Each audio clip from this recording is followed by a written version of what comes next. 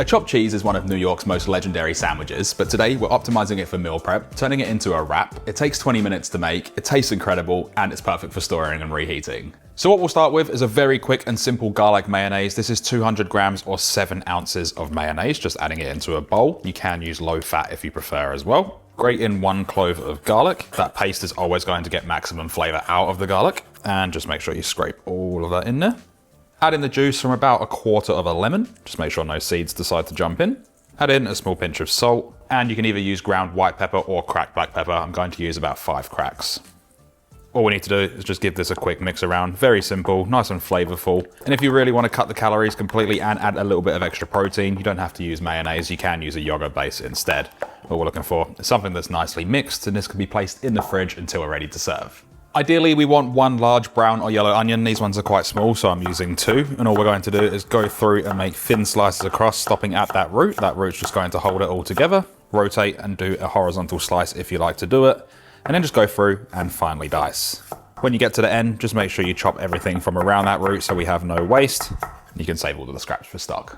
For the fillings, I'm going to be using 2 tomatoes, and with these, I'm just going to slice them into nice thin pieces. You can also dice this if you prefer. And I'm also using 1 head of romaine or cos lettuce, and I've just separated the leaves and given them a wash. We can go through and shred this up. You can use any lettuce of your choice as well.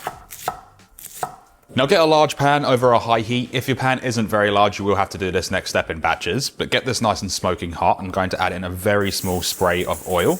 Once you see it smoking, add in 900 grams or 1.9 pounds of beef mince. Just spread this all out. And I do recommend using a spatula to push it all down. Also, this is 10% fat. If you are using a higher fat beef, don't worry about adding any oil. Once you have it all spread out, what we're going to do is keep this over a high heat and season it with salt. Add over some cracked black pepper or ground white pepper. Then add in 2 teaspoons of garlic powder. Just spread it all out on the surface. 1 teaspoon of onion powder. 1 teaspoon of ground cumin.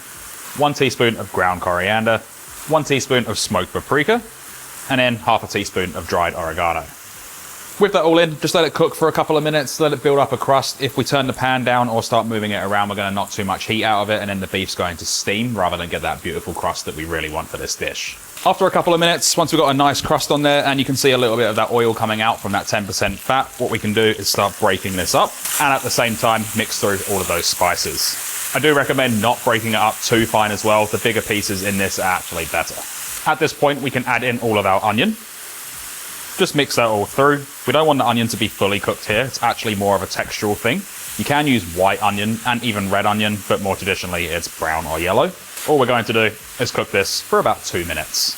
After a couple of minutes on the onions, I've got 140 grams or 4.9 ounces of American cheddar cheese. I'm just going to tear this up and start breaking it through. Don't have to use this cheese if you don't want to. You can use provolone, Swiss, cheddar, mozzarella even, but I do recommend using the cheddar if you can. Break it up slightly, just so it's not all stuck together. This one's quite clumped up. I'm then going to place on a lid, just reduce the heat to about a medium low to allow that cheese to melt for about a minute or so.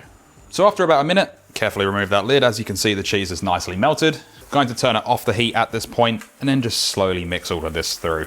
What you'll have is a beautiful spice mix. You've got that melted cheese through the beef. The beef is nicely crusted as well. That's all we need to do for the beef, so this can be removed from the stovetop. Now we'll warm our wrap or tortillas. Place a nice spoonful of that mayonnaise in the middle and then just spread it out nicely. Place your beef mix straight over the top of that mayonnaise. And you can weigh this all out, or you can just divide it by 5. Grab a couple of slices of tomato, just lay them straight over the top. I'm gonna add a touch of salt on those tomatoes and then go over the top with that shredded lettuce. One thing to keep in mind is if you are planning on freezing these, I don't recommend adding the lettuce or the tomato at this point. You can unwrap it and add it in fresh. To wrap these up, just go straight over the top, tuck it in nice and tightly, and then roll it back on itself. What we're then going to do is just fold in the sides like so. Do the same on the opposite side, and just go through and continue rolling it up until you have a nice tight wrap or tortilla. Do this 4 times over and you've got 5 even-sized wraps. Now traditionally this is a sandwich, but for meal prep I'm doing it as a wrap this time. You can leave them fresh, you can toast them, or you can toast them when you go to reheat, either in a pan, an air fryer, or an oven to get that nice crispy shell. And as for storing these, you can put these in meal prep containers, wrap them in food safe paper, or even put them in a little bit of foil. So the moment of truth is to slice these open, and we can reveal that beautiful center.